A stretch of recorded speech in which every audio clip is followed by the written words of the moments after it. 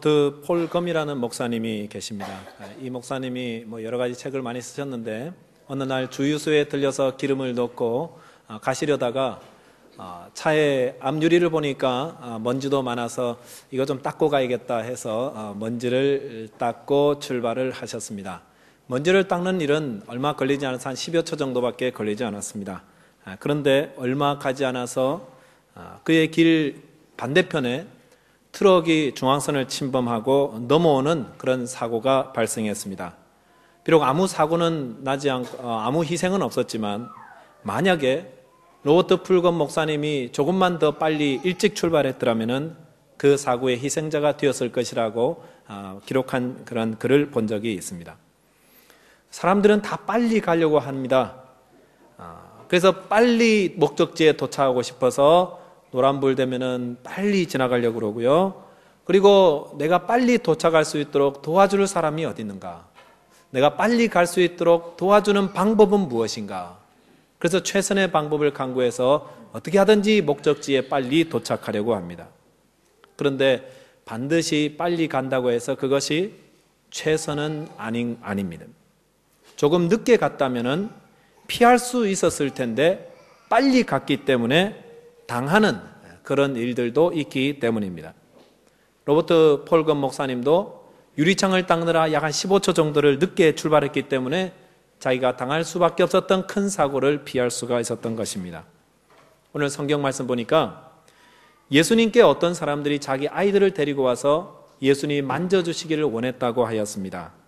그런데 그 부모님들이 랍비에게 자기 아들을 데리고 와서 축복을 해주는 것은 그 당시의 관습이었습니다. 그런데 제자들은 생각하기를 이 아이들이 오면은 예수님의 사역에 방해가 된다라고 생각했던 것 같습니다. 아이들은 가만히 있지 않습니다. 지금도 아이들은 끊임없이 움직입니다. 아이들이 만약 움직이지 않고 조용히 있다면 죽은 것이거나 아니면 엄마 아빠에게 아마 되게 혼났기 때문에 그런 것이 아닐까 생각합니다. 그래서 아이들이 있으면 주의가 산만합니다.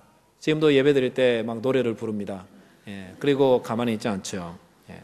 그리고 물건을 제대로 사용하고 제자리에 놓지 않습니다. 그래서 막 지저분해지고 어지러워집니다. 이게 아이들의 모습입니다. 자연스러운 모습입니다. 자, 이렇게만 본다면은 아이들이 있다는 것은 우리에게 별로 유익이 되지 못합니다. 그런데 유익을 주지 못하는 아이들이라고 우리가 그들을 배척하면 어떻게 될까요? 오늘날 우리는 너무나 많은 것들을 실리 위주로 계산하고 판단하지 않나 생각합니다. 이게 지금 얼마나 우리에게 유익한가? 이게 우리의 중요한 판단의 근거가 된다는 거죠. 이 물건이 우리 집에 어떤 유익이 있는가? 이 사람이 나에게 어떤 유익을 주고 있는가? 내가 하고 있는 이 일이 내게 어떤 실리를 주고 있는가에 따라서 버리기도 하고 택하기도 하는 것이 아닌가 생각합니다. 자, 그래서 제자들도 마찬가지죠. 이 아이들이 와서는 우리 예수님의 사역에 도움이 되지 못한다. 그렇기 때문에 이들을 배척하고 이 아이들을 데리고 왔던 어른들을 꾸짖었던 것이었습니다. 자, 그렇습니다. 아마도 아이들을 데리고 온 분들은 그런 주눅감에 들어서 예수님 앞에서 마음을 펴지 못할지도 모르겠습니다. 오늘 이 시간도 아이들이 움직이고 운다고 길을 펴지 못하는 우리 엄마들 아빠들 안심하시기 바랍니다. 주님께서 다 안아주시고 환영해 주십니다. 우리 어릴 때 저희들이 초등학교 다닐 때에 아마 교과서에 나왔던 책 같은 이야기 같은데 거인과 아이들이라는 그런 이야기가 있었습니다. 근데 거인이 사는 집에 담장이 있었는데 담장에 조그마한 구멍이 있어서 그 조그마한 구멍으로 아이들이 들어와 거인의 집의 마당에서 즐겁게 놀다가 가곤 하였습니다. 그런데 어느 날 이 거인이 이 아이들의 노는 소리가 너무도 귀찮고 소란스러워서 큰 소리로 아이들을 다 내쫓아 버렸습니다. 그리고 그 다음 날부터 거인의 집에는 더 이상 아이들이 놀러 오지 않았습니다. 아이들의 소리도 들리지 않게 되었습니다. 그런데 아이들이 떠난 이후로 거인의 집의 마당에 나무들이 죽어가기 시작하고 꽃들이 생기를 잃기 시작했습니다. 점점 거인은 외로움에 고통받기 시작합니다. 웃음도 없고 생기도 없고 조용한 죽음만이 있는 집안에서 거인의 마음은 점점 황폐해져 가게 됩니다. 그런데 어느 날 한 아이가 담장 틈으로 이렇게 살펴보더니 조심스럽게 마당에 들어와 놀기 시작했습니다. 곧이어 다른 아이들도 따라 들어와서 다시금 거인의 집의 마당에는 아이들의 소리로 울려나기 시작했습니다. 그러면서 아이들의 소리가 울리면서 거인의 집에 심어놓은 나무들과 또 꽃들이 다시 생기를 가지고 살아나고 거인의 얼굴에도 웃음이 되살아났다. 그래서 이렇게 알려진 아이들의 동화입니다. 우리가 아이들 보면은 생산적인 일을 하지 않습니다. 실제로 아이를 기르는 집에 가보면은 정리정돈되었던 집안도 더럽혀지고 또 뒷정리를 해야 되는 일들이 참 많습니다. 아이들이 그 어지럽히는 속도가 있고 부모님들이 치우는 속도가 있습니다. 이게 어느 곳의 속도가 빠르냐에 따라서 그 집의 그 정결함이 이렇게 결정되는 것 같습니다. 그래서 아이들이 있으면은 우아하게 사는 꿈을 포기하는 것이 지혜롭다고 생각합니다.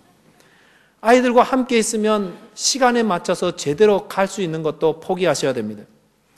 그런데 이런 아이들이 우리에게 큰 짐이 되고 우리에게 유익을 주지 않는 것 같지만 하나님께서는 이 아이들을 우리에게 주심으로 우리의 삶을 풍요롭게 하시고 또 따뜻하게 만들어주고 계십니다. 오늘 본문에 보시면 예수님은 어린 아이들의 가치와 소중함을 우리에게 말씀해 주고 계십니다.